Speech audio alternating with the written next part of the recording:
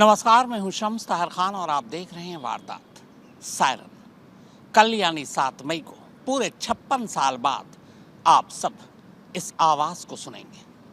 हालांकि पिछले 2-3 सालों में इजराइल और यूक्रेन में सायरन की आवाज आपने कई बार सुनी होगी, मगर जब जब ये सायरन बजता तब तब वहां से आने वाली तस्वीरें दहला जाती थी।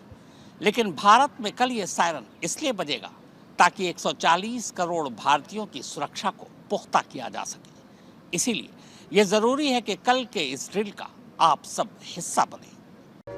हाल के वक्त में पूरी दुनिया ने यह आवाज, ये तस्वीरें देखी और इसी के साथ ये समझ आ गया कि जंग की सूरत में जब हवाई हमले होते हैं तो इसी तरह सायरन बजते हैं। इसका मतलब ये होता है कि आप फौरन किसी सुरक्षित ठिकाने पर पहुंच जाएं।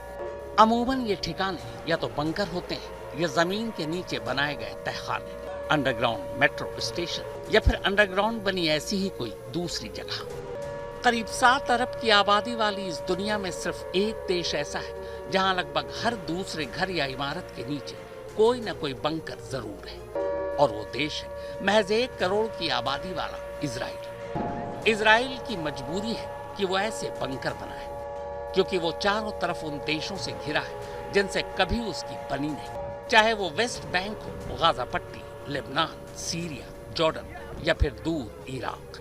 हमेशा इजराइल पर चौतरफा बमबारी का खतरा बना रहता है। यही वजह है कि इजराइल के जन्म होने के अगले 3 साल के अंदर ही यानी 1951 में इजराइल ने लोगों की हिफाजत के लिए एक कानून ही बना दिया था। उसका नाम है 1951 सिविल डिफेंस लॉ। बाद में कई बार जरूरत के हिसाब से इस कानून में बदलाव किए गए। इजराइल के इस कानून के तहत इजराइल में मौजूद हर घर, हर रेजिडेंशियल बिल्डिंग और हर इंडस्ट्रियल बिल्डिंग में बॉम्ब शेल्टर का बनाया जाना जरूरी है। इजराइल पर इस दौरान ऐसे न जाने कितने ही हमले हुए, जिन हमलों के दौरान इजरायली लोगों को ऐसे ही बंकरों में न जाने कितने दिनों तक रहना पड़ा था।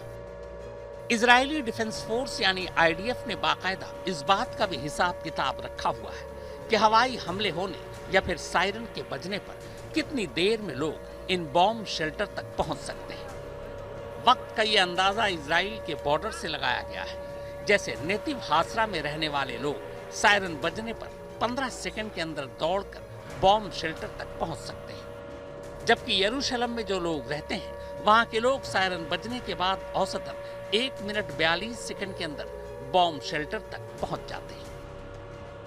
इजराइल के अलावा हाल के वक्त में दुनिया ने देखा कि कैसे यूक्रेन के लोगों के लिए भी हवाई हमलों से बचने के लिए किस तरह सायरन बजे और कैसे वो बंकर या जमीन के अंदर बने मेट्रो स्टेशन या दूसरी जगहों पर जाकर पनाह। यूक्रेन और रूस के बीच जारी जंग को 3 साल से ज्यादा वक्त हो चुके हैं। इस दौरान यूक्रेन में हवाई हमलों से बचने के लिए बड़ी तादाद में ऐसे बॉम्ब शेल्टर बनाए गए।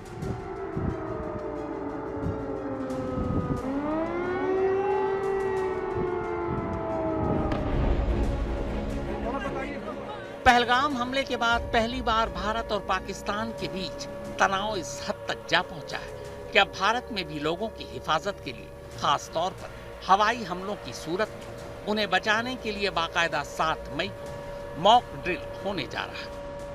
इस मॉक ड्रिल के दौरान भी आपको कुछ इसी तरह के सायरन सुनाई देंगे।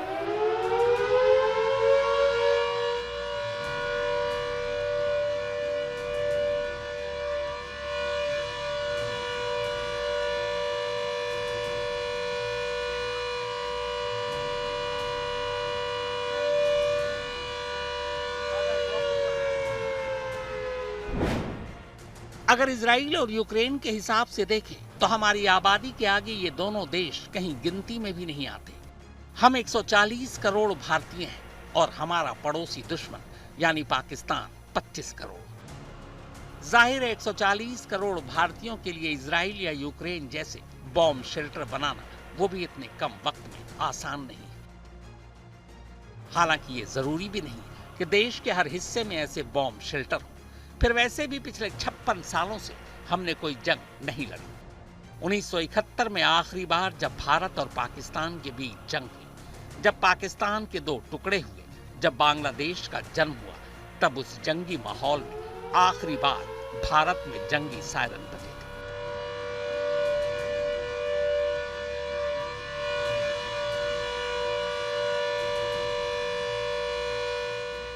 पर यह बात अब 56 साल पुरानी हो चुकी है।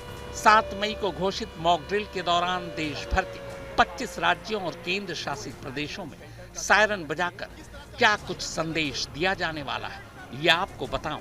उससे पहले आपको बता दूं कि इससे पहले भी कई देशों में ऐसे ही तनाव भरे माहौल के दौरान इसी तरह के मॉक ड्रिल हो चुके हैं। परमाणु हमले के खतरे के बीच 14 जून 1952 के दिन अमेरिका ने डक एंड कवर नाम से पूरे अमेरिका में एक साथ मॉक ड्रिल किया था। He knew just what to do. He ducked and covered. इस सिविल डिफेंस ड्रिल के दौरान स्कूलों और सार्वजनिक संस्थानों में अलर्ट सायरन बजाकर बच्चों और आम लोगों को मेज के नीचे सर छुपाकर डक करने और हथेली से सर को कवर करने का अभ्यास कराया गया था। इसीलिए इस मॉक ड्रिल का नाम डक एंड कवर रखा गया था। इसका मकसद परमाणु हमले की हालत में खुद को बचाना था।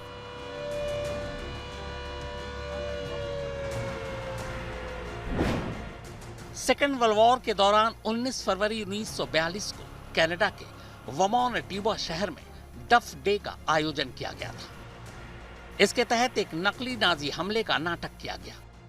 शहर के मुख्य चौराहों पर वॉलेंटियर नाजी सैनिक बनकर खड़े हो गए।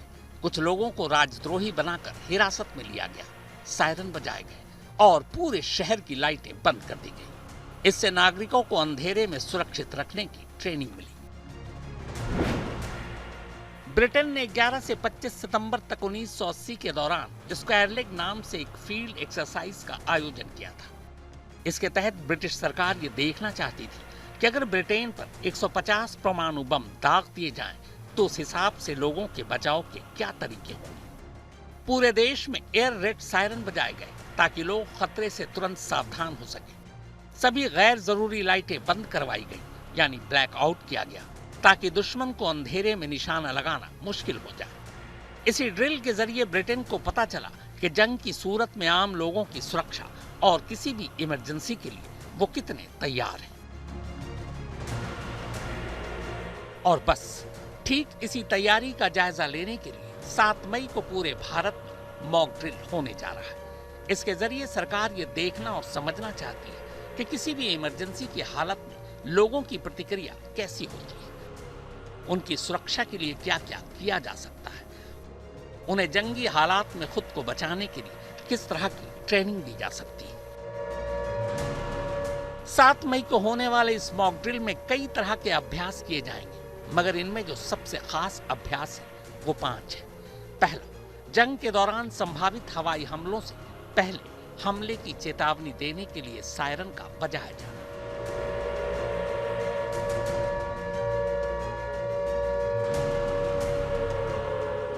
इस अभ्यास के दौरान जो पहली चीज लोगों को समझाई जाएगी वो ये कि जब भी इस तरह के सायरन की आवाज उन्हें सुनाई दे तो वो समझ ले कि दुश्मन हवाई हमले करने जा रहा है। ऐसे में उन्हें खुद को इन हमलों से बचाना होगा। कि किस तरीके के सायरन जो है वो यहाँ पर वो है इस वक्त इस तरह के सायरन, किस तरह से आप लोग सायरन से अलर्ट कर रहे हैं लोगों को?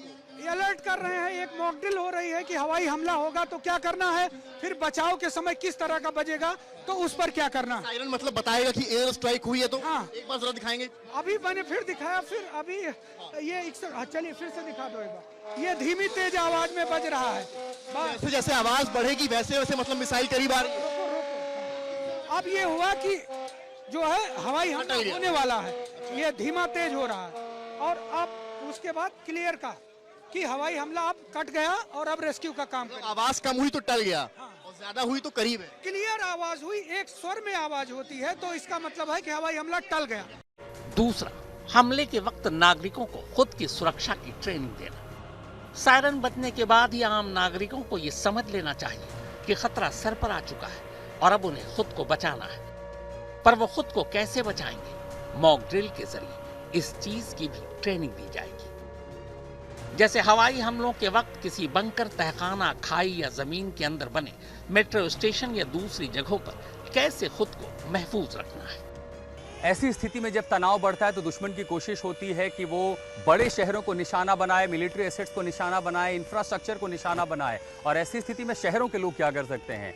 चूंकि भारत में इस तरह के प्राकृतिक रूप से बंकर नहीं है, एक बड़ा शेल्टर हो सकता है इवैक्यूएशन के बाद लोगों को सुरक्षित ले जाने के लिए, वो है मेट्रो प्रोजेक्ट्स। जहां जहां पर भी मेट्रो हैं और ऐसे में उसके जो अंडरपास हैं, बेसमेंट है या जो मेट्रो की पूरी सुरंग है, वो इतनी मजबूत होती है सुरक्षा की दृष्टि से कि यहाँ पर बड़े बड़े चाहे बैलिस्टिक मिसाइल्स हों, रॉकेट हों, शॉर्ट रेंज रॉकेट्स हों या लॉन्ग रेंज रॉकेट्स हों, उनके असर को यहाँ न्यूट्रलाइज किया जा सकता है। लेकिन ऐसी जगहों पर कि नहीं, बल्कि मेट्रो के पूरी भीतर, टनल के भीतर। और इसीलिए कोशिश ये रहेगी कि जो इवैक्यूएशन हो ऐसी स्थिति में जहां पर तनाव और अगर वहां मेट्रो परियोजनाएं हों तो तुरंत स्थानीय नागरिकों को बड़ी संख्या में मोबिलाइज करके तुरंत शेल्टर होम्स में भेजा जा सके। और ऐसे मेट्रो के जो टनल हैं, जो अंडरपास हैं, जो सबवे हैं, वो एक नेचुरल शेल्टर का काम करेंगे, जो किसी भी हवाई हमले को, चाहे फाइटर जेट से फायर किए जाने वाले रॉकेट्स हों या फिर बैलिस्टिक मिसाइल्स हों जो दूर से आती हैं, अगर वो गिरती हैं, उनका एक्सप्लोजन होता है तो उसका इम्पैक्ट बेहद कम होगा और उस इम्पैक्ट से ज्यादा लोगों को बचाया जा सकता है।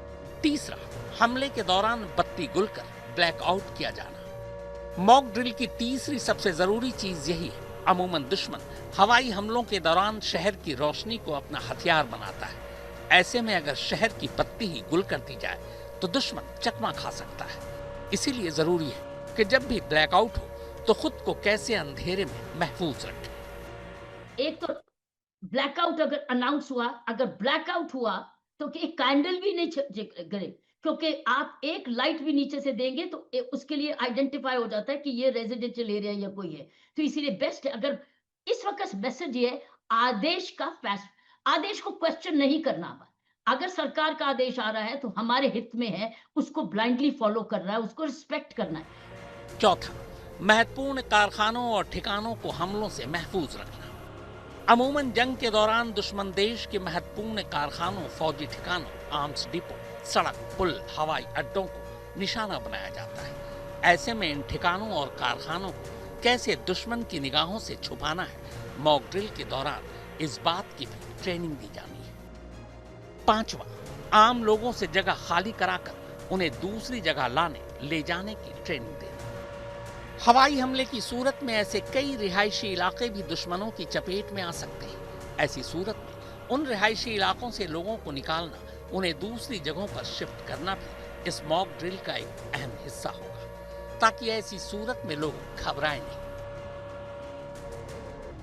अगर कुछ हो जाता है तो where you will get the ambulance, it is a part of that.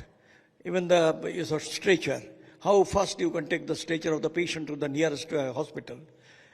इसके अलावा आपका व्हील चेयर, अगर किसी को हो गया तो how you can go. So all this things is included in this entire gamete.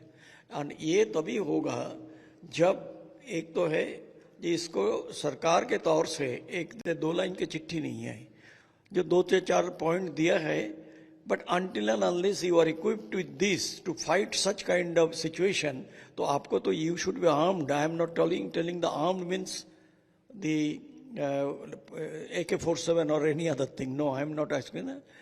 मैं बोल रहा हूँ जी ये बहुत बढ़िया, ये तो जो मैं कहूँगा जी, it's a very good initiative.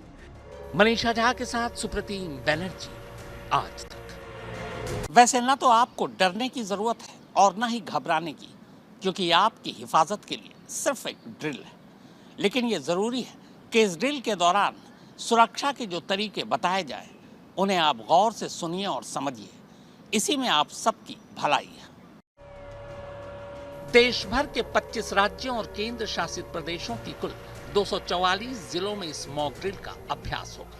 यानी शहर के साथ साथ गांव के लोगों को भी इसकी ट्रेनिंग दी जानी है। ये ट्रेनिंग हर जिले के अधिकारी, civil defence volunteers, NCC cadets, NSS, home guard और स्कूल कॉलेज के छात्रों की मदद से दी जाएगी।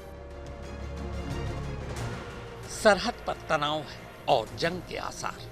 हालांकि जंग कभी अच्छी नहीं होती, लेकिन फिर भी अगर ये जंग टलती नहीं है तो फिर ऐसी सूरत में हम 140 करोड़ हिंदुस्तानियों का ये फर्ज है कि इस मॉक ड्रिल और इसकी गंभीरता को देखते हुए हम सबको इसका हिस्सा जरूर बनना चाहिए। ये हम सबकी भलाई के लिए है। मनीषा झा के साथ सुप्रतीम बैनर्जी, आज तक। तो वारदात में फिलहाल इतना ही, मगर देश और दुनिया की बाकी खबरों के लिए आप देखते रहिए आज तक।